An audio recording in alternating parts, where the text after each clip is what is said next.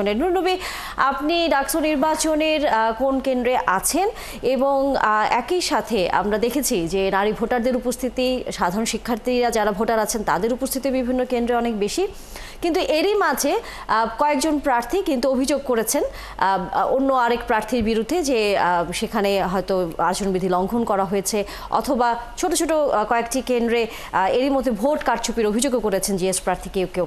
সবকিছু মিলে আপনার কাছে কি খবর আছে? আমি এখন আছি হলপাড়া, যেখানে সবচেয়ে বেশি ভোটাররা থাকেন। এখান থেকে যাচ্ছেন ভোট দিতে বিজয় একাত্তর হল, জিয়া হল, মুজিব হল এবং জসিমউদ্দিন হল। এই হলের ভোটারদের কেন্দ্র হচ্ছে উদয়ন স্কুল।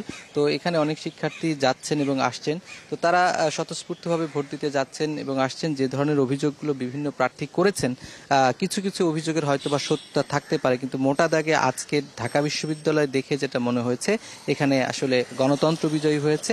যে উদ্দেশ্যের ডাকসু নির্বাচন সরকার এবং এই প্রশাসন এখানে দিতে চেয়েছে, সেটি সফল হয়েছে। এই কারণে বলছি, যে ধরনের দুই একটি বিশৃঙ্খল ঘটনার কথা বলা হচ্ছে, ভোট এবং বেশি মানুষের এখানে উপস্থিতি থাকলে এগুলো হরহামেশাই ভোটের মাঠে আমরা শুনে থাকি।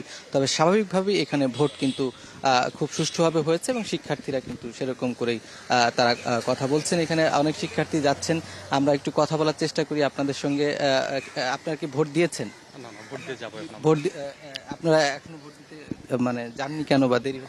সকালে একটু লেট ছিল, তো ভাবছি একটু জ্যাম হবে, ওর জন্য একটু পরে গেলাম আর কি। এবার সামগ্রিকভাবে এখন বন্ধু বান্ধব অন্য ভোটাররা কি বলেছে, ক্যাম্পাসে কেমন ভোট হচ্ছে এবার? হ্যাঁ, এবার যেহেতু আমরা সেই 2019 সালে লাস্ট ভোট দিতে পেরেছিলাম, তো দীর্ঘ 6 বছর পর আবার ভোট দেওয়ার সুযোগ পেয়েছি। তো স্বতঃস্ফূর্তভাবে সকল শিক্ষার্থী এখানে অংশগ্রহণ করতেছে।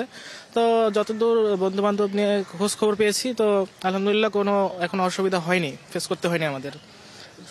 বেলা গড়ানোর পরে কি আশঙ্কা করছেন, সুষ্ঠুভাবে ভোট শেষ হবে? হ্যাঁ, যতদূর দেখছি যে দু একটা ছোটখাটো আচরণবিধি লঙ্ঘনের অভিযোগ উঠছে, কিন্তু আশা করি এগুলা আর কি হবে না। এগুলা প্রশাসন তার সিদ্ধহস্ত যেহেতু আছে, তো এটা তারা ভালোভাবে হ্যান্ডেল করবে, আর বেলা গড়ানোর সাথে সাথে এটা আর কি কাটায় উঠতে সক্ষম হবে। ধন্যবাদ। ভোটারদের সাথে কথা বলছিলাম, শিক্ষার্থীদের সঙ্গে। আমাদের বাস্তবতাও তাই, যে কিছু কিছু জায়গায় কিছু কিছু প্রার্থী অভিযোগ করছেন, আবার প্রশাসন কোনো অনিয়ম থাকলে সেগুলো তাৎক্ষণিকভাবে ব্যবস্থা নিচ্ছেন। ঢাকা বিশ্ববিদ্যালয়ের উপাচার্য তিনি তার বাসভবনে আছেন, এরকমটি আমরা জানতে পেরেছি। তিনি এখনো পর্যন্ত কেন্দ্র পরিদর্শনে বের হননি, বের হওয়ার কথা রয়েছে।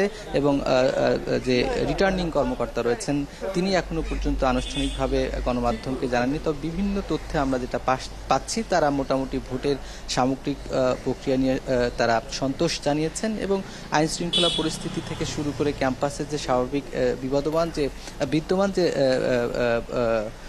রাজনৈতিক সংগঠন অথবা ছাত্র সংগঠনগুলো রয়েছে, তাদের মধ্যে এখনো পর্যন্ত সুন্দর পরিবেশ বিরাজ করছে। এখন পর্যন্ত নির্বাচন সুষ্ঠু এবং সুন্দর পরিবেশে হচ্ছে।